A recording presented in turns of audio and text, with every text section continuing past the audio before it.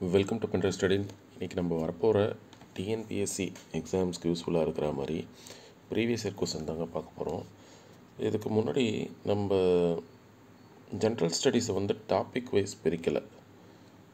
History, geography, science, economy அப்படி unit 9 history, culture, polity அப்படின்னு தான் கொடுத்துட்ருந்தோம். இப்போ நம்ம எல்லாத்தையும் டாபிக் வைஸ் பிரிச்சிட்டோம். சரிங்களா? இதுக்கு முன்னாடி ஆப்டிடியூடு, பொதுத்தமிழ் எல்லாமே topic wise, even current affairs கூட நம்ம டாபிக் வைஸ் தான் கொடுத்துருந்தோம். இந்த ஜென்ரல் ஸ்டடீஸ் மட்டும் கொடுக்காமலே இருந்துச்சு. இப்போ பார்த்திங்கன்னா தமிழ் கூட நம்ம டாபிக் வைஸ் தான், ஜென்ரல் ஸ்டடீஸ் மட்டும் அப்படியே பெண்டிங்கில் இருந்துச்சு. அது இப்போ நம்ம பிரிச்சிட்டோம். சரிங்களா? இப்போ நீங்கள் வரப்போகிற group 1, group 4 as well as group 2 எக்ஸாம்ஸ்க்கு யூஸ் பண்ணிக்கலாம். நம்ம இனிமேட்டு நடக்கிற எக்ஸாம்ஸ் எல்லாத்தையுமே subject wise as well as topic வைஸும் நம்ம அனாலிசிஸ் பண்ணுவோம். சரிங்களா? இப்போ நீங்கள் பாருங்கள்,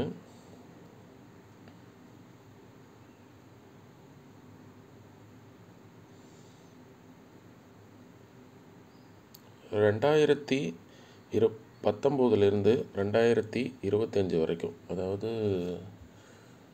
இப்போ லாயர், ப்ராசிக்யூட்டர் எக்ஸாம் கண்டக்ட் பண்ணாங்க, அது வரைக்கும் நம்ம கவர் பண்ணிட்டோம். இன்னும் அவங்க ரிவைஸ்டு சிலபஸ், அதாவது ரிவைஸ் சிலபஸ்னால் ஒன்றும் இல்லை, கொஸ்டின் ஸ்ப்ளிட் அப் தான் அவங்க கொடுத்துருக்காங்க இல்லையா, அதுபடி இன்னும் எக்ஸாம் நடத்தப்படலை. சரிங்களா? ஏன்னா நடந்து முடிஞ்ச எக்ஸாம் எல்லாமே முன்னாடியே கால்ஃபார் பண்ணுது.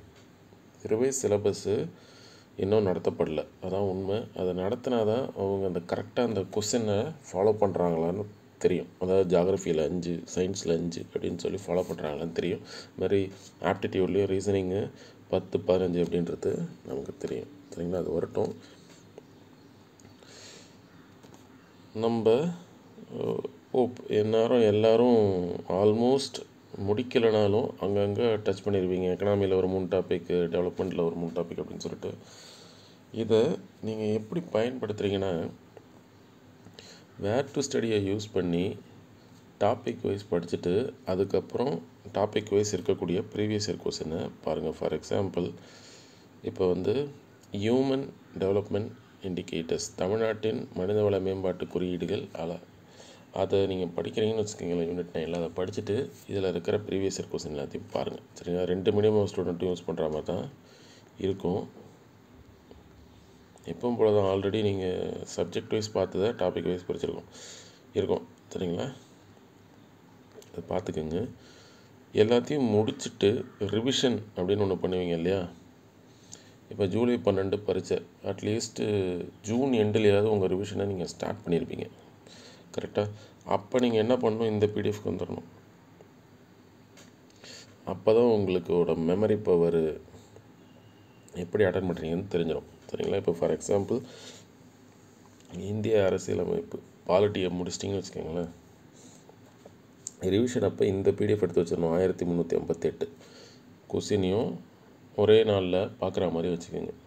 அது ஒரு டெஸ்ட்டு மாதிரி உங்களுக்கு, டெஸ்ட்டு, ரீகலெக்ஷனு, சரிங்களா? எல்லாமே அதில் நடந்துடும். சரிங்களா? ஸோ இனிமேட்டு சப்ஜெக்ட் வைஸ் பிடிஎஃப்பும் நம்ம கொடுப்போம், டாபிக் வைஸ் பிடிஎஃப்பும் கொடுப்போம். Topic wise for studying, whereas இந்த பிடிஎஃப் ஃபார் ரிவிஷன் பர்பஸ்.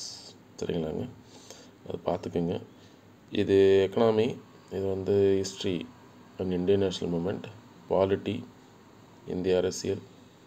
சரிங்களா? ஆனால் டிஎன்பிஎஸ்சி எப்பவும் போல் தெளிவான இது கொடுக்காம மறுபடியும் குழப்பி தான் வச்சுருக்காங்க. என்ன பண்ணியிருக்காங்க, இந்த இந்தியன் எக்கனாமி அண்ட் யூனிட் 9 சேர்த்தாங்க, கரெக்டு. ஆனால் இந்தியன் எக்கனாமிலேருந்து தான் இவ்வளோ கொஸ்டின் வரும், இதுலேருந்து வரும்னு சொல்லி அவங்க கொடுக்கல. இதில் கரண்ட் அஃபேர்ஸ்ன்ற ஒரு லைன் வேறு இருக்குது. அவங்க என்ன பண்ண போகிறாங்கன்னு தெரியல, அது எக்ஸாம் இருந்தால் தான் தெரியும். பட் எதாக இருந்தாலும் நீங்கள் எதாக இருந்துக்குங்க. சரிங்களா? ஏன்னா நம்ம கரண்ட் அஃபேர்ஸும் இப்போ இனிமேட்டு கொண்டு வரோம். ஏன்னா டிஎன்பிஎஸ்சி ரிவைஸ் சிலபஸில் கரண்ட் அஃபேர்ஸ் அங்கங்கே ஆட் பண்ணியிருக்காங்க. ஸோ அதெல்லாம் நம்ம கரண்ட் அஃபேர்ஸை பார்க்கணும். இனிமேல் அவங்க கொடுத்துருந்தாலும் கரண்ட் அஃபேர்ஸ் இந்த 11 டாபிக் தான். அன்றாட செய்திகளில் வர்றதில் இந்த அரசியல் செய்திகள், சினிமா செய்திகள், மற்ற இந்த ஆக்சிடெண்ட்டு, எக்ஸ்ட்ரா அந்த இதெல்லாம் விட்டுட்டோம்னா மீது தான் இருக்கும். அதை நம்ம கம்பைல் பண்ணிவிட்டோம். அதை நீங்கள் எல்லா எக்ஸாம்ஸ்க்கும் பயன்படுத்திக்கலாம். ரயில்வே, டிஎன்பிஎஸ்சி, டிஎன்யூஎஸ்ஆர்பி, அது மாதிரி எல்லா எக்ஸாம்ஸ்க்கும் பயன்படுத்திக்கலாம். சரிங்களா?